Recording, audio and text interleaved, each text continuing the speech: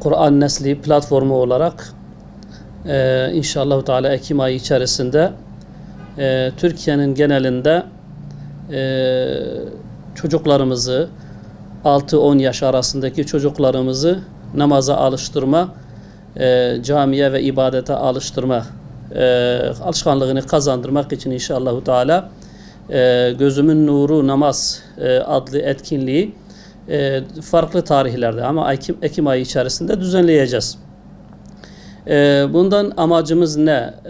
Şüphesiz ki Allahu Teala dünyada güzel bir hayatı sürdürebilmemiz, ahirette de Allah'ın huzuruna izzetle çıkabilmemiz için çare olarak İslami bize yol, hayat olarak tercih etmiştir.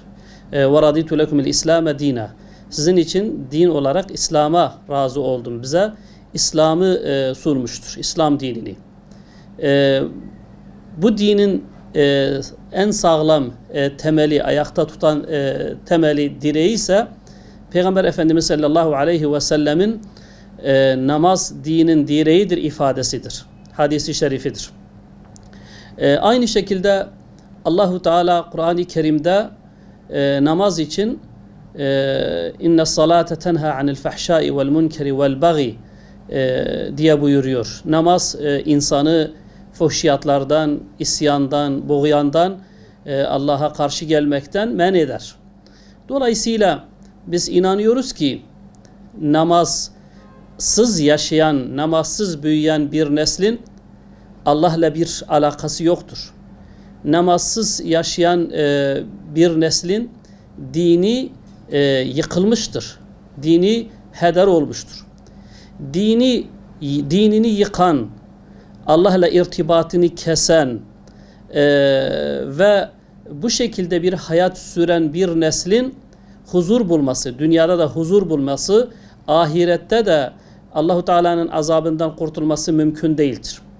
O yüzden inanıyoruz ki hem dünyada hem de ahirette insanlığın kurtuluşunun çaresi Allah'a kulluk yapmaktır.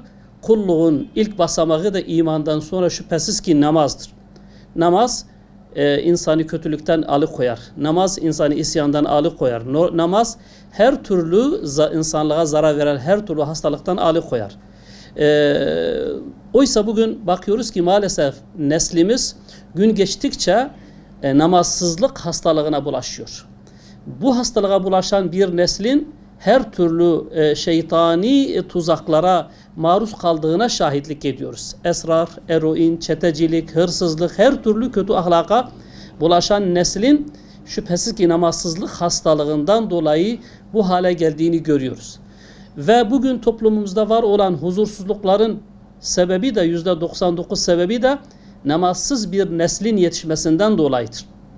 Onun için biz Kur'an Nesli platformu olarak bütün bu sıkıntılarımızın, dertlerimizin, huzursuzluklarımızın çaresinin tekrar yeniden namazla büyüyen bir nesli yetiştirmektir. Onun için çocuklarımızın, gençlerimizin namaza teşvikini sağlamak için biz Kur'an Nesli platformu olarak başta küçüklerimizden başlayarak, onları camiye alıştırarak, namaza alıştırarak, ibadete alıştırarak temiz bir ruhla bu çocukların büyütülmesi, kendisine, ailesine, topluma faydalı birer fert haline gelmeleri için onları namaza teşvik ediyoruz. Etkinliğimizin amacı da budur.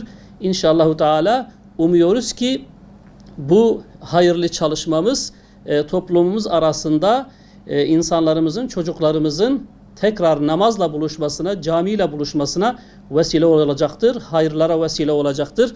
Ailelerden de beklentimiz çocuklarını camiye, namaza, Kur'an'a teşvik etmeleri, göndermeleridir. Rabbim şimdiden bu hayırlı hizmeti toplumumuza hayırlara vesile etmesini Yüce Allah'tan temenni ediyoruz.